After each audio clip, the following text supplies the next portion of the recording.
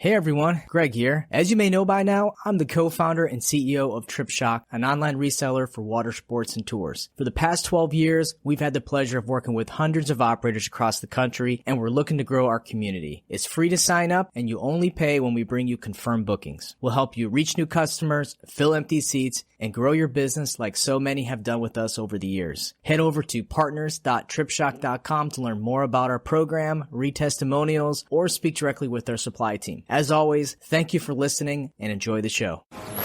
They come to relax, enjoy the beach, have fun, and spend money. And that's where we come in.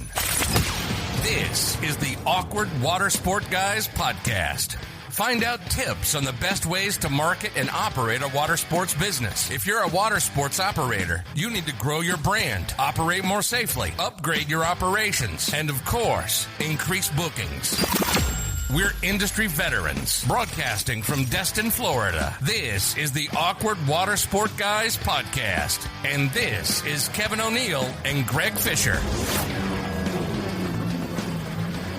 Are we doing the secret recording thing again where I wasn't paying attention, you start recording, and then Damn it, you caught me. Make me seem fucking weird? Yeah, that's all right. That's all right. I see how you are, bro.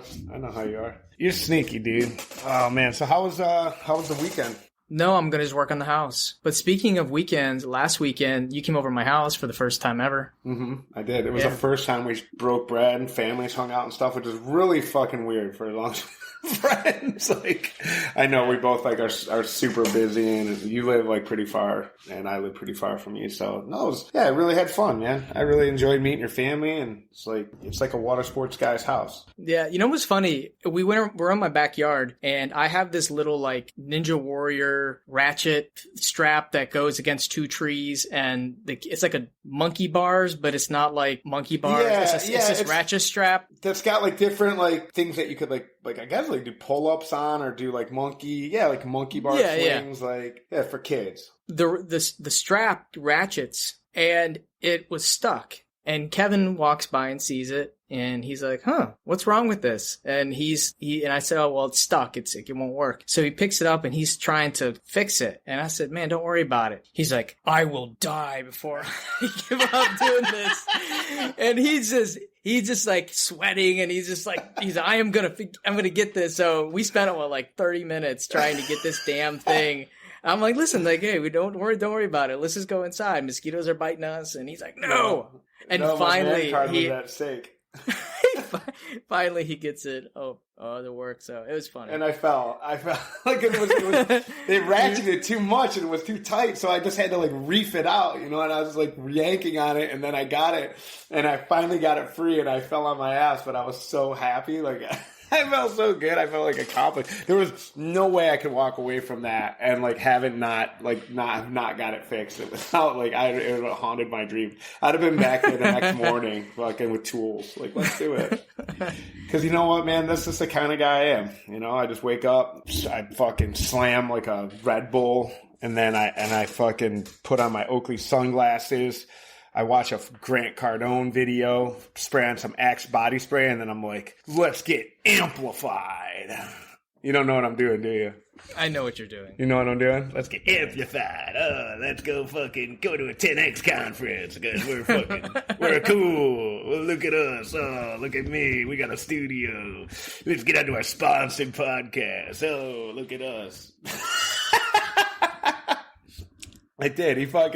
I saw some picture of him wearing Oakley sunglasses. I was like, dude, where's your fucking Adidas sandals, bro? Like, that's like the most poserish shit. Don't ever come to Florida. Don't come to our state, the water sport capital of the world, wearing Oakley sunglasses and Adidas sandals. No, but really though, Oakley sunglasses still like in style? No, I don't. I mean, it's to me, it just screams of tourism.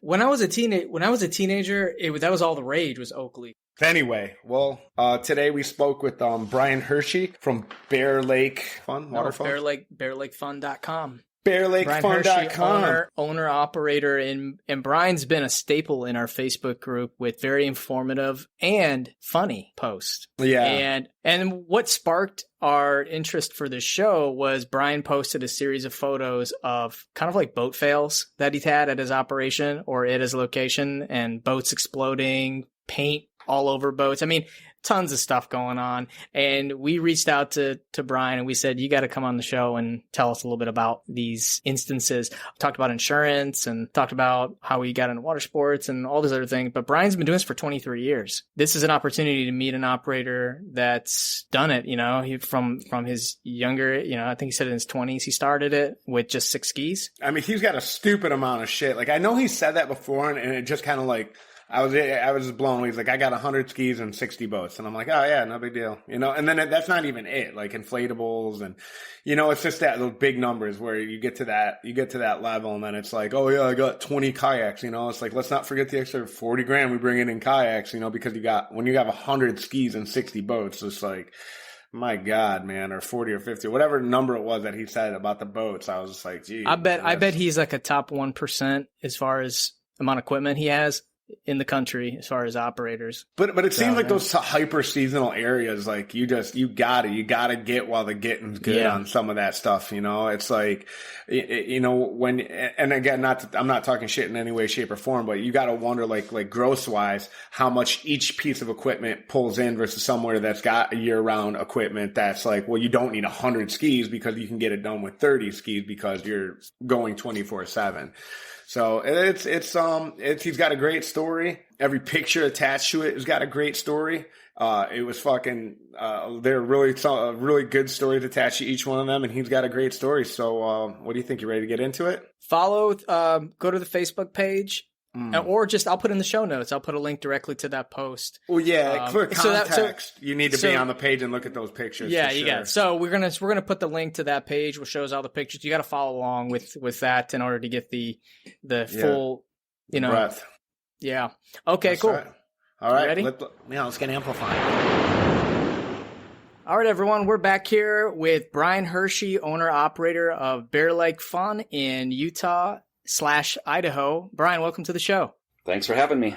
We saw these pictures that you posted on the Facebook group, and I think a lot of people that are listening are a part of the Facebook group now. If not, then you need to get your butts in there. But Brian is a staple in our group. He posts a lot of interesting things, but probably the one thing that I think everyone's been talking about is these group of pictures he posted of different explosions and big holes. Reached out to Brian and said, Brian, you have to tell us the stories. And Brian's here, so thanks, Brian, for taking some time out of your day. I know you guys are crazy busy, but before we get into the stories, want to listen to your story, how you got into water sports. Take it away. Yeah, so when I was going to college here locally, for 3 summers, I think in a row, I worked for a guy doing boat rentals at a resort. And about when I was graduating college, he was basically getting kicked out of his location. So he was a little bit upset, but he was like, you know, why don't you buy some of my equipment and just go start a new location? So I did on the lake.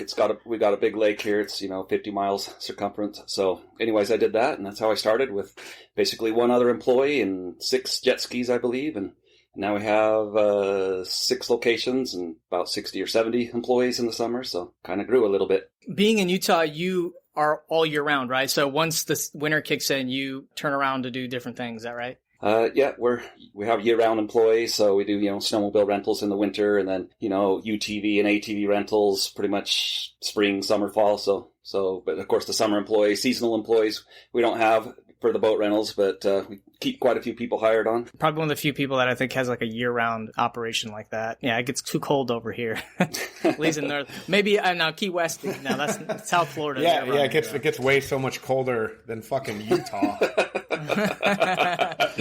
Too cold for boat rentals, maybe. No, man. I think Brian's that hungry dude, man. Just like, man, I can't stop like making money, man, just because it's getting cold. We got to figure out something to do here, man. I like it. Yeah, no, to have year-round employees, that was kind of key to like, well, how can we keep them employed year-round? I mean, we are pretty busy in the winter still, working on our summer stuff that broke last summer, so they're doing a lot of that even during the winter. But, snowmobiles is a little bit smaller operation, but my mechanics love it. That's what they live for. They want to, I don't know if we even make money in the winter on those snowmobile rentals. If we break even, I consider that lucky just to pay their wage. But yeah, definitely we wanted to have a year-round operation. Are we saying your name right? Is it Hirschi, like the candy? Yeah. I just wanted to make sure that we were saying that right. It wasn't like Hirschi or something like. The spelling looks like maybe like almost like looks like hibachi in a way. You know what I mean? Yeah, So, no, thought maybe Japanese. There was some Japanese ancestry in there. You look Japanese.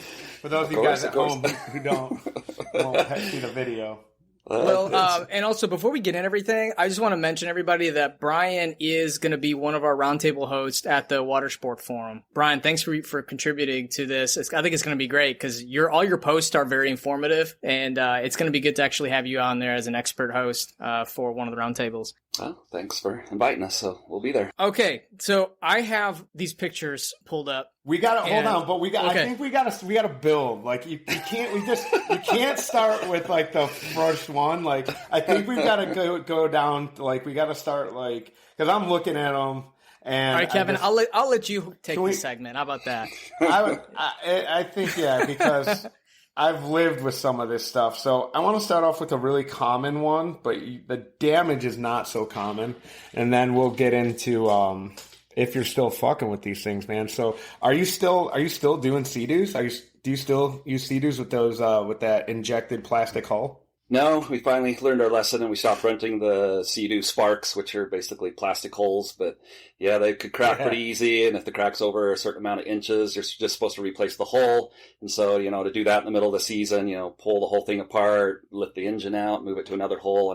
But yeah, we definitely had a whole stockyard of about 6 or 8 spare holes. And that kind of became tiresome. We figured the fiberglass repairs were a little bit easier and quicker. So, and those machines, they're not commercial made. They just fall apart easy. So definitely need heavy duty machines. So I want to start with this yellow one. So if you guys are not in our group, you got to go to the post, but I will try to describe it as best as I can. Like there's a jet ski and it's missing about a quarter of the entire machine and half of the bow, starboard side bow is just like, it looks like a Tyrannosaurus Rex took a big fucking bite out of it.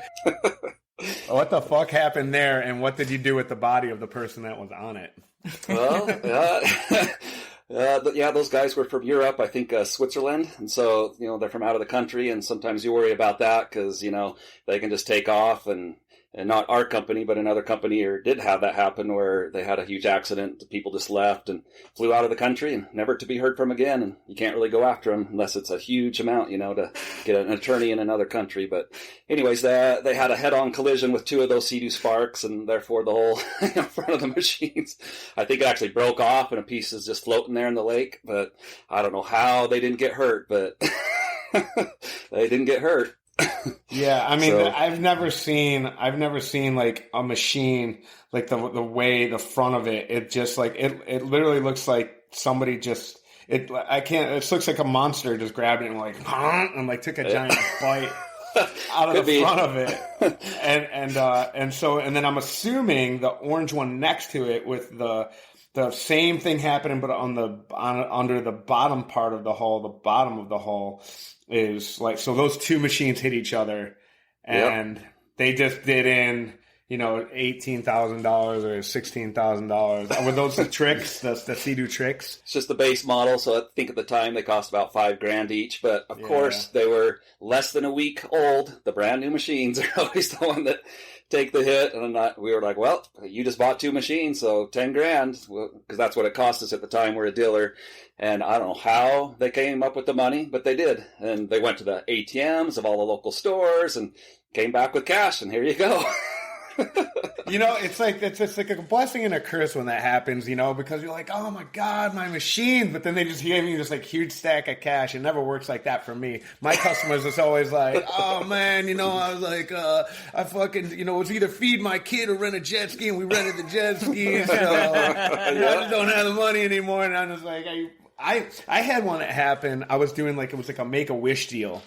And like every fucking person in the group, like there are 3 kids, all had 3 like very unique and rare like medical conditions. So I did this thing. One of the guys here, Steve Pote, he puts on this great program called Captains for Kids, and every year a company like basically sponsors a family or multiple families, and they were just all really great people. And of course, the dude just like takes his kid and just does like fucking has to just T-bone a dock and just decimates one of my machines, dude, and just destroys it. And they're like, well, can we make payments? And I'm like, I mean, like, no, dude, of course you can't make payments. Of course I can't charge you for this.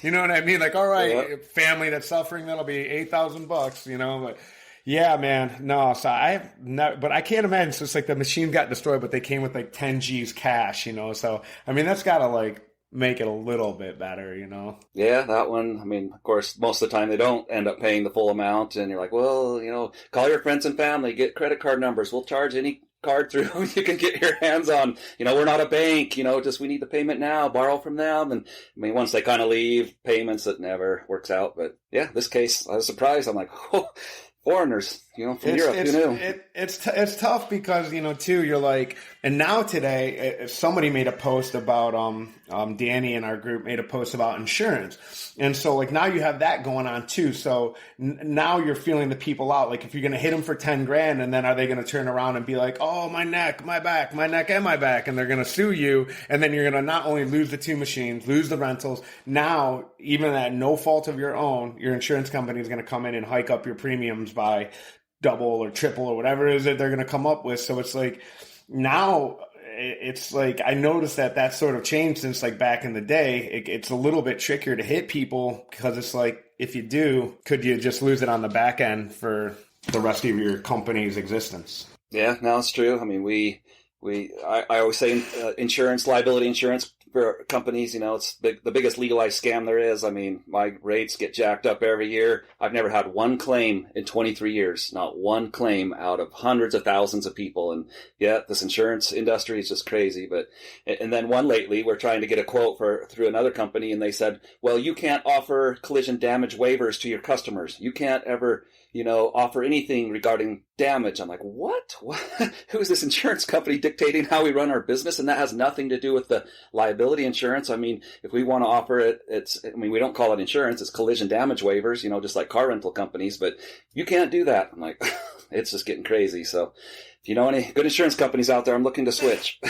I got a question for both of you guys. When you have a bad incident involving someone getting hurt, equipment being damaged, do you ask for the damage paid knowing that the person is hurt? And I had a situation where family was doing stupid things. They admitted they actually got ticketed. The girl had her lung punctured. I mean, it was a whole ordeal. I mean, they basically destroyed one of the skis. I was in a situation where this girl is severely injured, but potentially could die. I felt like ethically, I'm not going to ask the family to pay for that $6,000 pieces of equipment. But then again, where do you fall on that? Like, what would you do as an owner in this situation? Yeah, there's a serious injury, which we're lucky we haven't had too many compared to what I've seen in the industry. But yeah, if it's a serious injury and they damage the machine, then we pretty much don't charge anything. We just, you know, try to, and we use that as an insurance against them coming back on us. Because the first thing, if they ever come back, and we did have it happen once, they got an attorney and just wrote a letter. Hey, we're just checking on, you know, we got some medical bills and no fault of our own. And the first thing we said is, well, you know, if you want to start talking about that, you know, the first thing we need to talk about is this outstanding bill, you know, which you owe of many, many thousands of dollars. So that's kind of a deterrent. I would view it as, you know, them coming back on us, but it's been pretty rare. And that worked in that case. I never heard from them again. I'm like, well, you know, you got this machine you got to pay for. And it was an incident where they were jumping the boat on waves out in the lake. And a guy fell off the front of the boat, went under the boat.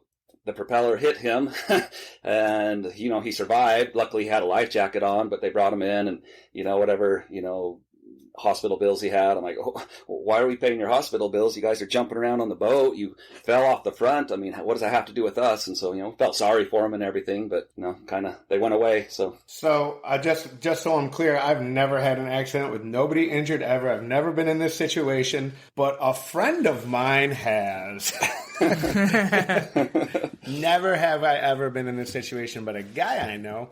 Yeah, so the guy I know, I don't trust any of these fuckers, man. Insurance companies, attorneys, none of them, man. Like, so the first thing the guy I know does is always just reaches out and just starts feeling them out. You know, we start having this conversation about, you know, what happened out there, and I immediately want to start getting them to, you know, well, the guy I know wants to start getting them to realistically, like, take the fall for it.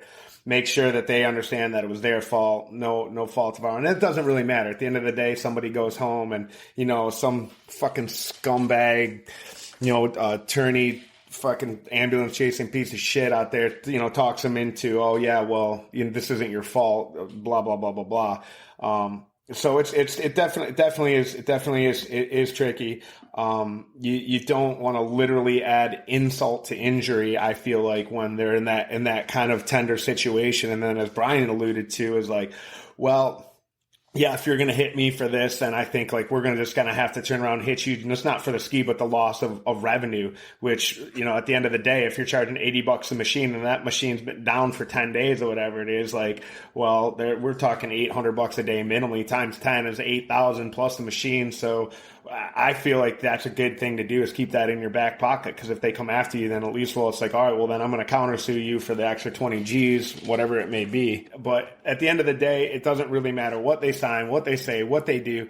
The insurance company usually is just going to pony up. They're going to pay, and then they're going to hit you and hit the industry with it on the back end. No matter, like you said, Brian, zero claims. And they're just going to come back and hit you for it. And it's really it's destroying the industry, man. And it's just making it hard to do business, and it's making it hard for people to, you know, even want to get into the business. And Greg, I think you said something where it was like you were like, well, yeah, now the increased cost of insurance like falls back on the consumer, the same consumer that wants to sue you every time. So it's just kind of like this ridiculous, you know, that cycle that you get in, and it just it's really unfortunate because it's going to get to the point where some of these things are just not going to be commercially viable anymore. You want to go parasailing, but you know they're going to hit you. Oh, okay, yeah, insurance will be $100,000 a year. Well, cool, man. Who's going to pay $150 to go parasailing?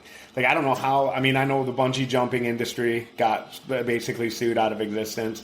I don't know about skydiving, you know, like how what they have to go through, because I'm sure. But then again, I guess it comes down to the amount of claims that are made out in a year. So I've heard rumblings about jet skis, you know. And the thing is, like, water sports is like the perfect entry level opportunity for young entrepreneurs to get into. And we're basically at this point now where it's going to be almost impossible for these folks to even get into water sports, because the insurance companies are going to only allow the experience. So you're going to have to work for a company for several years to get the experience. Then you're going to be able to hopefully have the authority to even apply.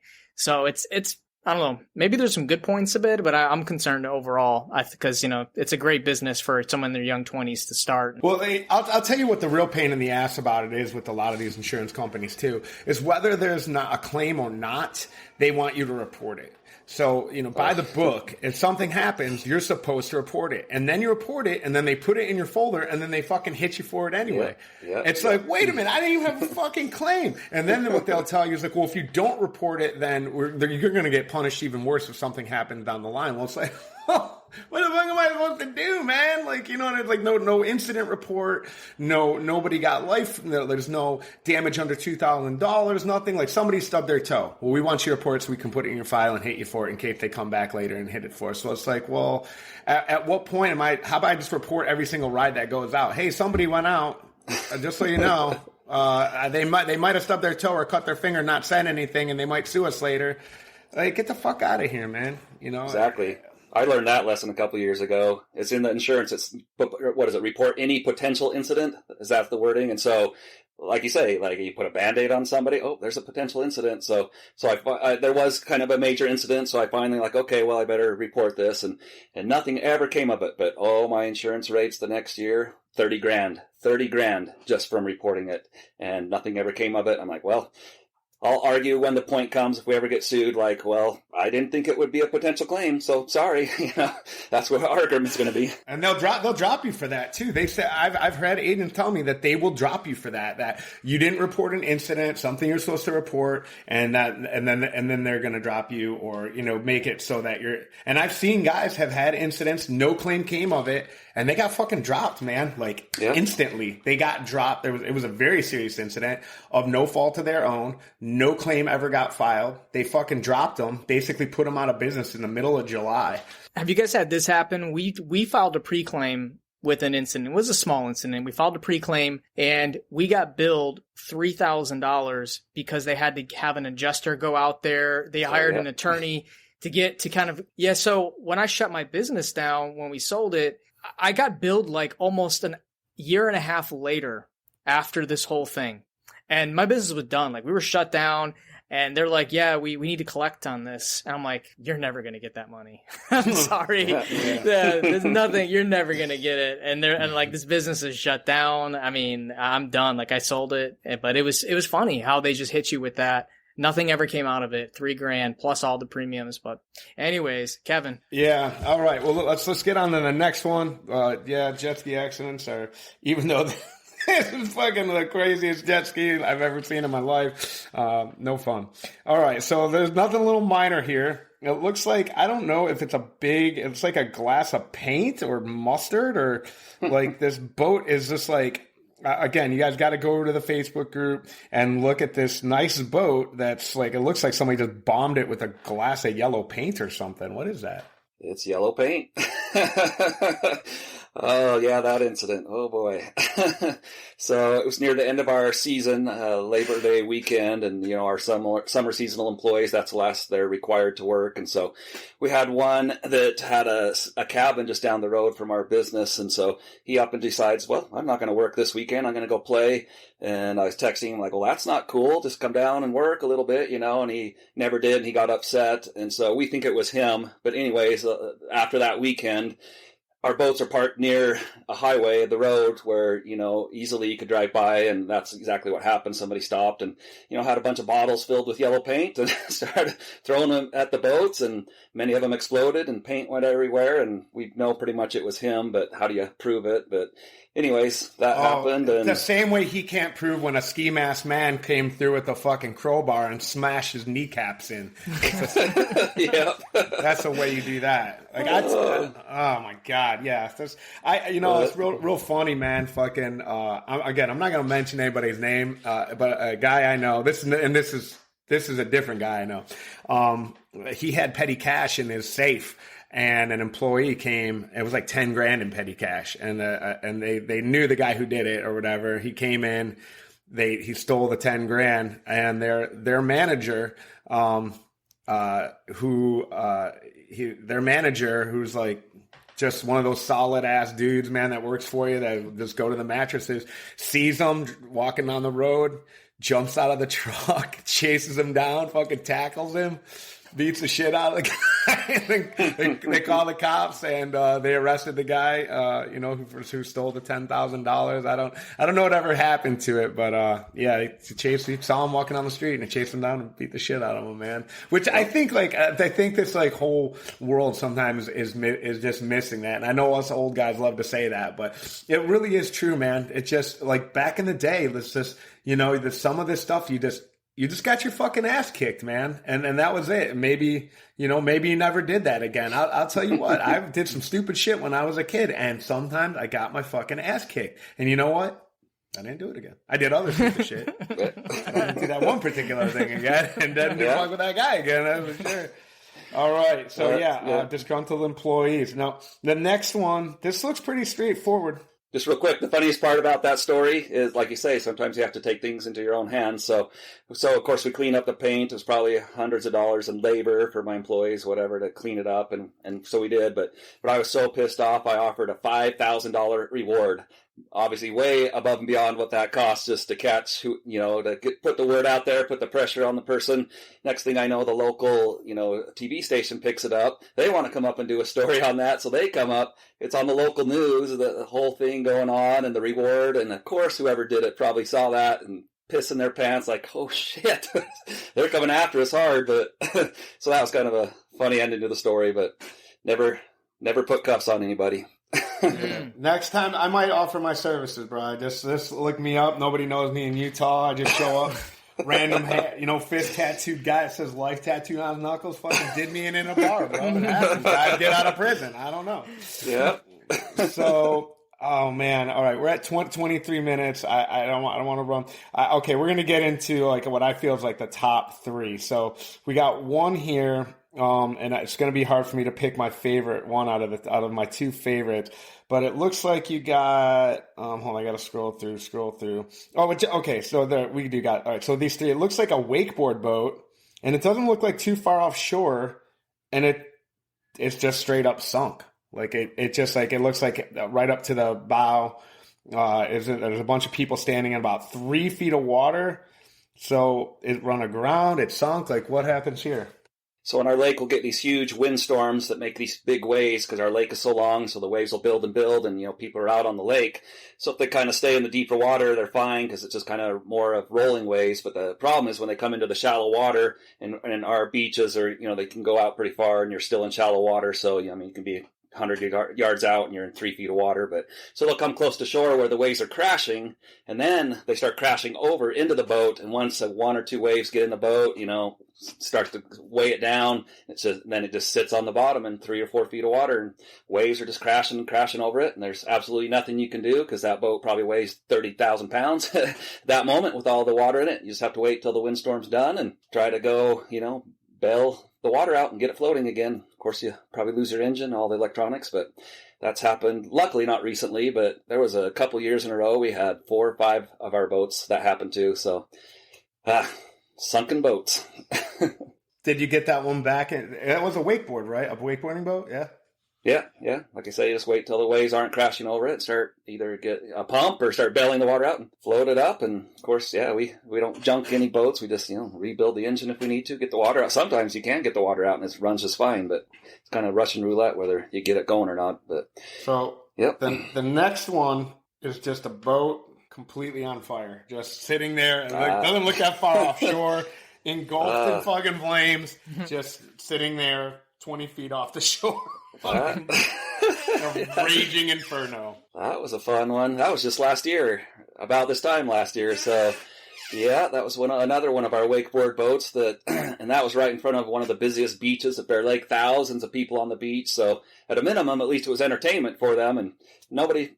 They just sat there and watched, and the boat was just sitting there floating, like I say, a couple 100 feet offshore. And so anyways, we don't know exactly what happened, but it was just getting rented and some customers got on it. And once again, who's at fault? Who knows exactly what happened? Because all, the evidence is all burned up. I don't know. Could they have started the fire? I don't know. Did they take a grill on there and do something or smoking? I don't know, but who knows if something was wrong with our boat, but of course it burned up. But anyways, one of those things with the customers after, try to, work with them, and they weren't upset. I mean, they jumped off the boat when it happened, but nothing ever came of it. But the way I found out, I was at home about 10 minutes away, and my employees called me up, the boat's caught on fire. I'm like, don't call me, don't call, call 911, get them out there to put it out. So that was kind of a whole debacle thing of the employees probably could have put it out, but they panicked. They had big fire extinguishers on the wall there in the office. They could have run down and put it out, but they panicked, and they were trying to open up the small packages of the personal watercraft, little tiny fire extinguishers that we sell, trying to open those up like they're going to go put out the fire when the huge fire extinguisher is right next to them on the wall.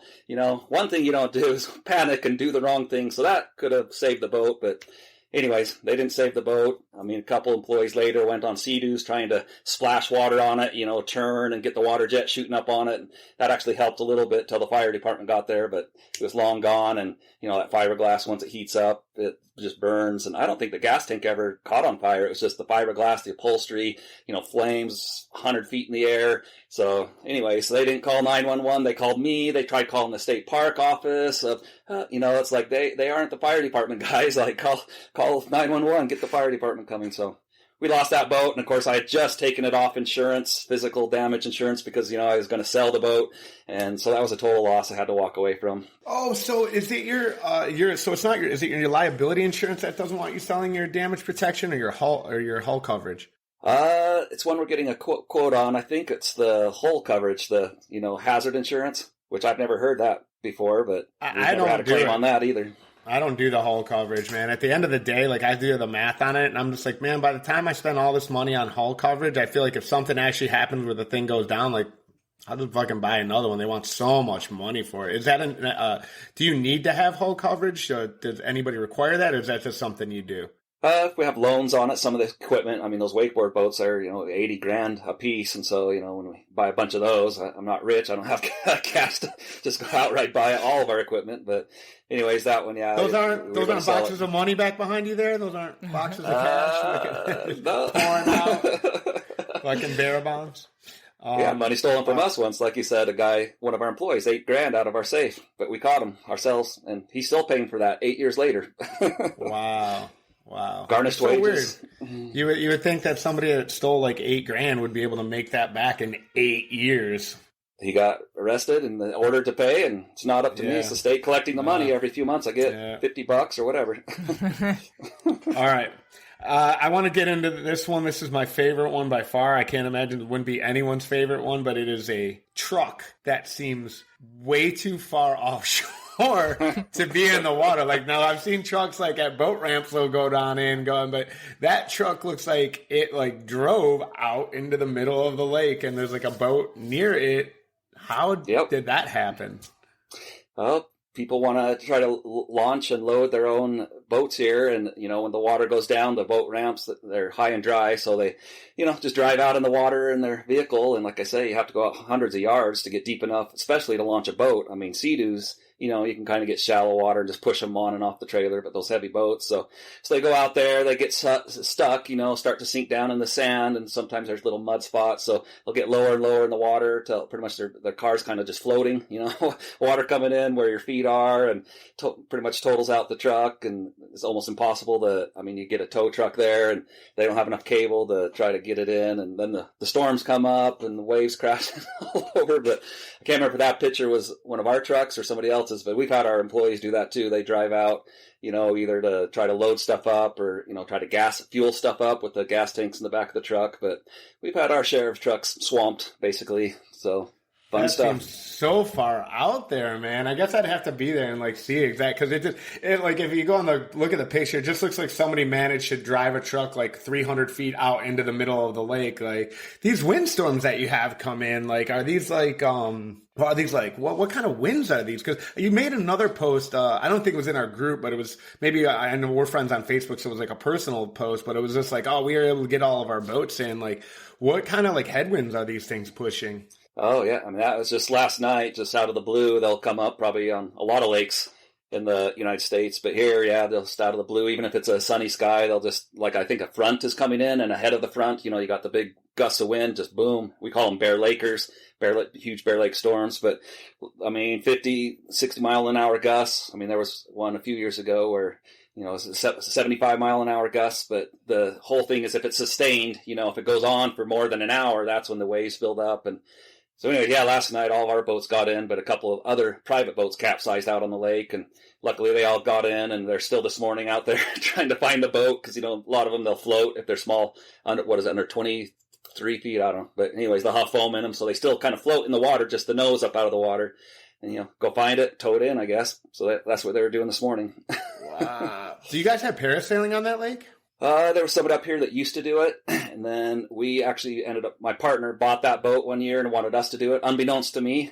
I'm like, I don't know anything about parasailing, and you guys are probably going to laugh now. I'm like, okay, well, let's start doing this. We had a Coast Guard captain's license, but we didn't have much experience parasailing, so we were just practicing, me and my brother, and, flying, and my brother was driving, and same thing, I think a big gust of wind came, and I don't know, whatever happened. He slowed the boat down, but then the wind died, and he dipped me down in the water, and he panicked and goosed the throttle and, dragged me underwater for about 30 seconds. I was just in my clothes and everything. And luckily he stopped, and we're like, well, we're not going to do this. Luckily we never got into it and didn't take passengers out. So that was our story about parasailing. No more for us here. Shit, man. Man, we'll have to talk after the show, man. Anytime someone's like, we don't have parasailing here, but we have 900 other things going on and there's water there, I'm like, You guys sound like you guys need a parasail boat there. Yeah. Then again, I don't random 75-mile-an-hour gusts. We'll put that out of fucking business pretty fast.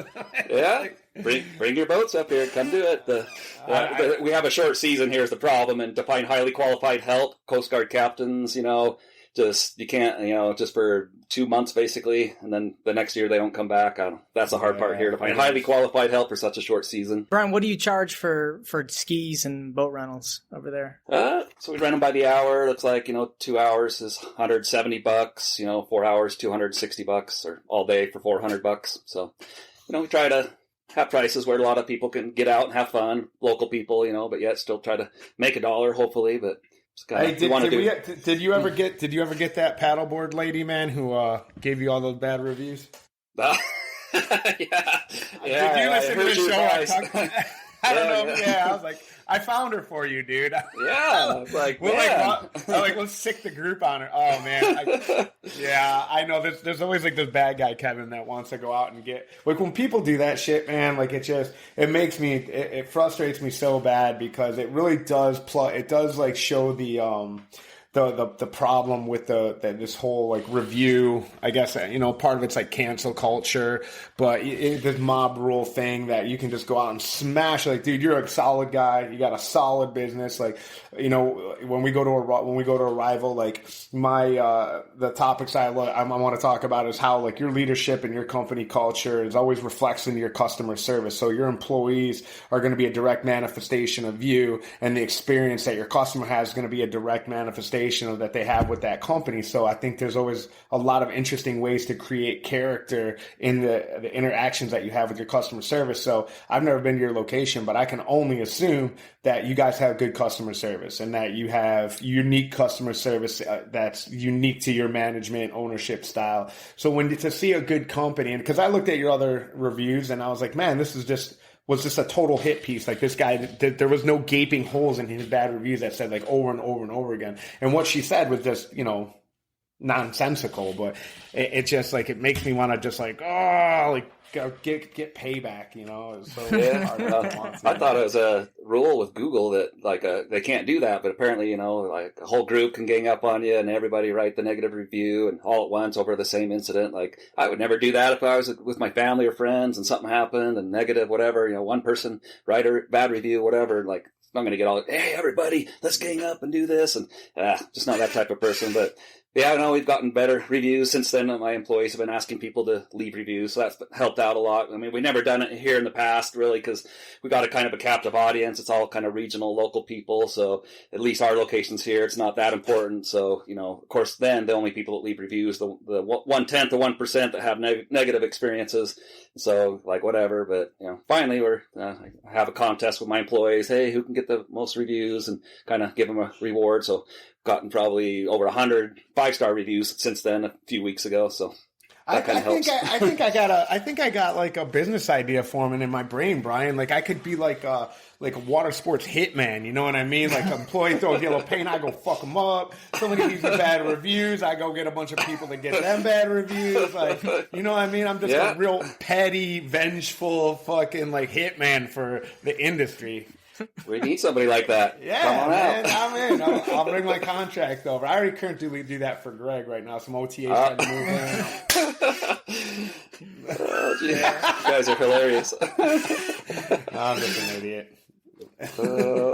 Brian, I want to know a little bit more about Bear Lake. I'm fascinated by it. So I went to New Zealand and we stayed in Queenstown, and it was very similar. They had a lake. And then you had the mountains all surrounding it. They had parasailing, by the way, which is kind of funny. But they had boat rentals and things like that. But, I mean, is the lake, is it shallow the whole way, or is it deep? Does it get deep in the middle, or? Oh, yeah, it gets about a little over 200 feet deep out in the middle. But, yeah, it's just kind of basically like a big bathtub, just a big bowl shape. So, you got a lot of space on the beach there where kids can play, out in the shallow water. It doesn't drop off that quick. So yeah, a lot of sandy beaches. It's a very old lake. It's hundreds of thousands of years old. It's the aqua blue color, like the Caribbean. They call it the Caribbean of the Rockies because of the calcium carbonate suspended in the water. That mineral reflects the sky, so it's got that really cool aqua blue color. So yeah, it's a fun lake. Never gets super warm. Hot. The warmest it gets is right now 70 degrees. So a lot of times, it's 60, 50s. Is it competitive where you're at with different operators, or? Yeah, there's a couple other companies that, one came in because of my mistake. I left a location to go to a better location at the state park where it was a better, deal. And so, of course, that resort got now our biggest competitors to come in. So they kind of took over and whatever, they've expanded and actually swindled their way into one of our other locations, a private location where kind of a backdoor deal. So learned that lesson too. Sometimes you let the wolf in the through the door, but whatever. We dominate. We're the biggest. We're got the best locations. They're still pretty small compared to us. So whatever. I'm friends with them. Fine. Doesn't matter. That's great, man. That's great. I think like I love doing this show because I feel like no matter whatever happens, like for me personally, I feel like I always be able to get a job anywhere around the country, man. Like, hey man, I'm gonna push out boats for you, Brian, and pour shit on you, man. Like it's so cool to like talk to see that, how long have you been in business? 23 years. Yeah. See that I got such immense respect. I got so much immense respect for that, man. What did you start off with? Clearly you didn't have it. So like when you got your first year, you said you started off with 6 jet skis. That's what you began with. Started that. I was in college still. I had 1 year left of college, and so I pretty much used student loan money to help buy some machines, and I almost didn't graduate because I didn't want to go back to school. I'm like, hey, I've got my business. Screw you guys. I'm doing it. What we're talking about. So, anyways, I did graduate, but yeah, I started off with 6 jet skis and grew to. So we have 100 Sea-Doo personal watercraft now, and probably like 40 or 50 boats, and all sorts of toys and water trampolines, paddleboards, canoes, kayaks, UTVs, wow. ATVs, snowmobiles. So e-bikes now. You have 100 ski-doos and how many boats? About 40 or 50. I have pontoon boats, ski boats, wakeboard boats, fishing boats. So. That's awesome, man. Congratulations, man. You have kids, all that stuff? Yeah, married, got how many kids? 4 or 5. Trying to keep track. We adopted one a couple of years ago, but he turned 18 and wanted to go out on his own. And once they're 18, I guess I'm like, man, we only had you a couple of years. He was from Colombia, brought him over. And of course, I don't know. Long story, but yeah. No, we got 5 kids. They're all fun. Have fun with them all the time. And they're a part of your business? Oh, yeah. The youngest one, 8 years old, he's this year the hardest worker. He's up and like, I'm going to start going to work this year. And so we live like 5 minutes from our business locations. He'll go on the electric scooter, go 8 or 9 in the morning till 5, 9 to 5 every day. Just goes off on his own, works with the other employees. They love him there. I'm like, what the hell's going on? He's like the youngest, and he's the only one working. The other ones just want to play. So if you had any advice to like a starting young, guy in his 20s like me, no, I'm just kidding. Then I was like, just face it. A young entrepreneur getting into the game, you know what I mean? What advice would you give that? What would you give young Brian Hirschi getting out of college now with 23 years in this industry? Well, you gotta want it. You gotta be a go-getter. You should be probably passionate about it. Of course, it's gonna be long hours, a lot of time and money. The 2x4 rule, don't you? It's basically it's gonna take you twice as long as you ever thought and 4 times the amount of money. But if you keep at it, eventually you might have some success. So it's not easy. It takes a long time and dedication, but. Learn everything you can about what you're going to do. Maybe you can go work for somebody first, like I did for a few years, and know everything about every detail you can, and get your competitive edge. Do something different than other people. Just be cool. Don't be stupid. Don't be a dick. Well, I already fucked up the stupid part. So. Well, Brian, we look forward to seeing you in a couple months. That's going to be awesome. And for everyone listening, you can meet Brian at the Watersport Forum at Arrival in October. He will be hosting 2 roundtable sessions, and we look forward to to that event. So, Brian, if people want to learn anything about you or your business, how can they reach you? I'm on your group. They can message me on there or whatever. Our website is bearlakefun.com. Okay. Contact us through there. But yeah, we're clear out here, almost West Coast, and it seems like all you guys are East Coast. But yeah, we look forward to seeing you guys in October. That'll be our vacation. We're shut down. Pretty much Labor Day, September, we're done. October, that's it. Vacation time for us.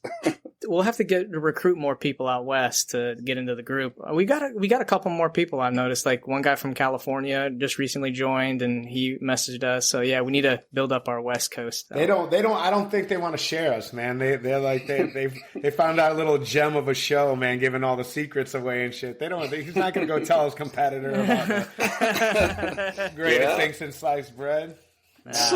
No, we look forward to it, man. We're gonna get fucking bombed, do a bunch of shots, you know what I mean? Some fisticuffs. Like, if Doug, I've been saying that the whole time. Like, I don't even drink, you know. But every show I keep promising the arrival team that I'm gonna go in there and start like a riot and shit, you know. Like, this is how watersports do it. This is why we don't have our own conference.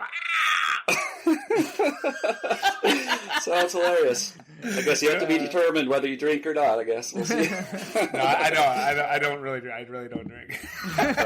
It'll be fun, though, man. I'll have some water. I keep on saying, I'm like, you guys get fucked up. Start some shit with the cheese tour guys, and we'll have like this like gang brawl, you know what I mean? Water sports versus cheese tour guys. Clearly, we're going to fucking win because they're pussies.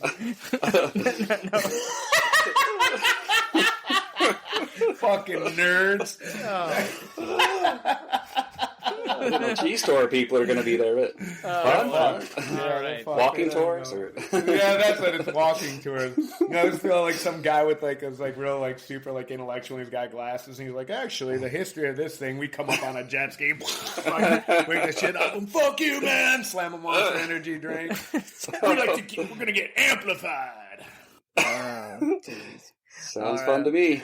All right, Brian. Well, thanks for coming on the show. Yeah, and for everyone listening, keep it awkward.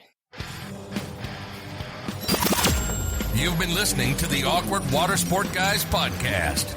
If you're in the water sport industry, this is the podcast that brings the business perspective to parasailing, jet and ski boat rentals, sailing, snorkeling, and everything else. We hope you've gotten some useful and practical information from this show. Be sure to sign up to our email list at watersportpodcast.com and subscribe in your favorite podcast app. We'll see you next time, and thanks for listening.